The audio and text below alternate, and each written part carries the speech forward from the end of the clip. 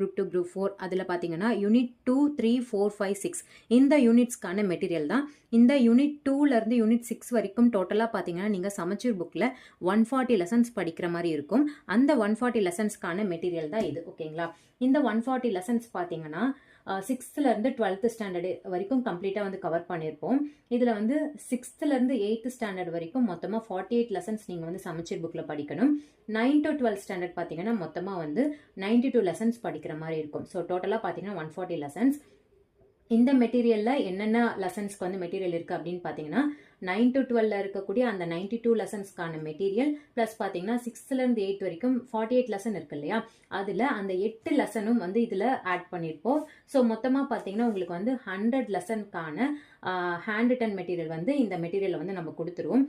Remaining இருக்கக்கூடிய அந்த 6 to 8ல் ஒரு 40 லெசன் பெண்டிங் இருக்கு இல்லையா, 48 லெசனில் 8 லெசன் வந்து இதிலே நம்ம ஆட் பண்ணி 100 லெசனாக கொடுக்க போகிறோம்.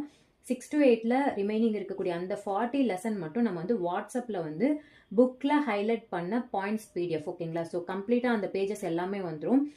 புக் பாயிண்ட்ஸ் எல்லாமே வந்து உங்களுக்கு வந்து வாட்ஸ்அப்பில் வந்து சென்ட் பண்ணிவிடுவோம். ஸோ மொத்தமாக வந்து 140 லெசனில் 100 லெசன் வந்து நம்ம மெட்டீரியல்லையும் 40 லெசன் வந்து வாட்ஸ்அப் பிடிஎஃபாக வந்து சென்ட் பண்ணுவோம். ஸோ இது பார்த்தீங்கன்னா மெட்டீரியல் பொறுத்த வரைக்கும் உங்களுக்கு வந்து 2 புக்லெட்டாக வரும். சரிங்களா? ஸோ